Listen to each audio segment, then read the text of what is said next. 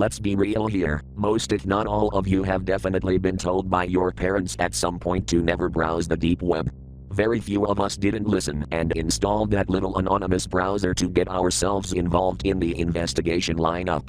I say us for a reason, because I used to do bi-weekly uploads on my small horror documentary channel regarding this trend, if you can even call it that.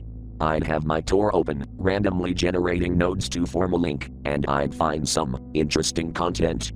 Scams galore, holier than thou nut jobs thinking they can cure or have a solution to any big issue the world has to offer, generic loser door pornography, my list could go rolling out of a doorway. Something I accidentally discovered that caught my eye way too much though, to the point where I'd periodically come back to the saved onion link just to examine it more, would have to be NickInTheDark. Man, where do I even start with this site? To get the basics out of the way, yes, it was related to Nickelodeon.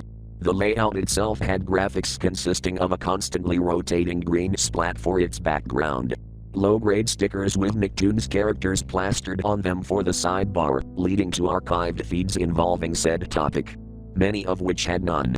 A website visit counter, a contact form, yada yada. But the host of the website was a whole new can of worms. He personified himself using a popsicle stick, with dollar store googly eyes and a marker line for a mouth. He called himself Stick Stickly, and according to my research, he was in fact the host for a bunch of segmented shorts from Nick back in the 80s or 90s. Very unimaginative character design, but I guess I could see why he appealed to a wide audience. The simplicity of it all.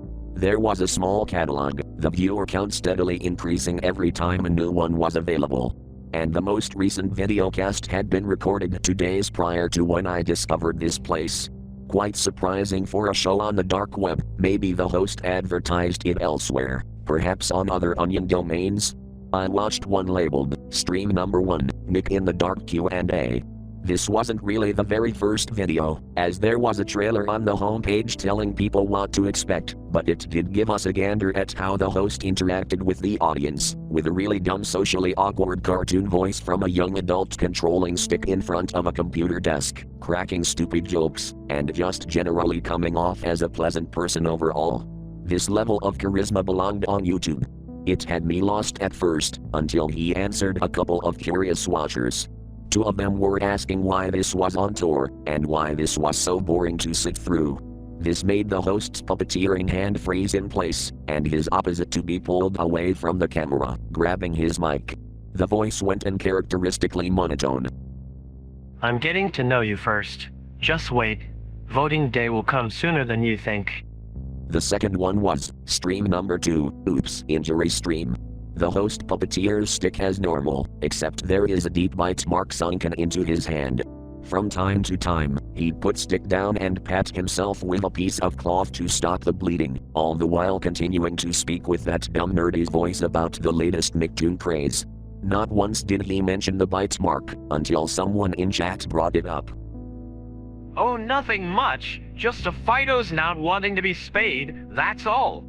He then reminds the audience that to send in a vote, you can either do it by using the contact fill-in or by calling his burner phone next stream. A vote for, in his words, something to appease the hateful. Choices were between numbers 1 to 4. Third one was, Stream Number 3, Hanging Around, Interactive Audience Games. The host had many activities for the audience to play. One involved Stick having a tiny thin string wrapped around his feet that would be slid upward the more the audience got a letter wrong. Basically a game of hangman. A burner number was included in the chat log for people to call and either give a letter or provide their vote. In between the game, one viewer rang in solely to prank the host and nothing more, calling the host petty childish names, like Toothpick and Pussycat for letting a dumb pooch take advantage of him, and that his father must have been a mighty retard for raising such a failure. The host gently placed Stick down and reached off screen, before bringing a notepad into view, and proceeding to write the viewer's phone number in.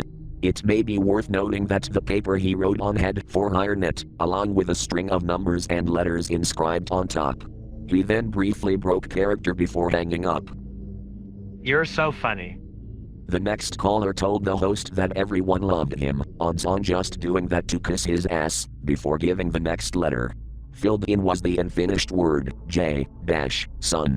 The word was pretty obvious, but when the next viewer rang in, giggling and intentionally guessing the wrong letter, Stick was yanked away from the camera. Replaced with another popsicle stick, string tied around it like the previous one, except there was a cutout taped to its top. The photo had some motion blur, but from what I could make out, a picture of a man was present.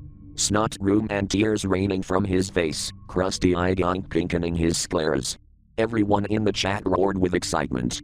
Fourth video was called, Stream Number 4, I Hate My Sister. The host was playing Nicktoons Unite, the gameplay covering most of the screen while his stick cam was on the top right. Propped up by a miniature stand, Stick sat there immobile as the puppeteer progressed through the second world. That is until his sibling interrupted him, yelling in a blend of anger and confusion. Grayson, what the hell is this?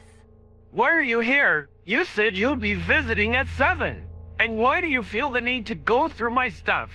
It was right at the door when I walked in, dumbass. I thought your house was a mess, but there were ball gags on your couch, wigs, a dog tag. A groan from the broadcaster. With Alex's name on it.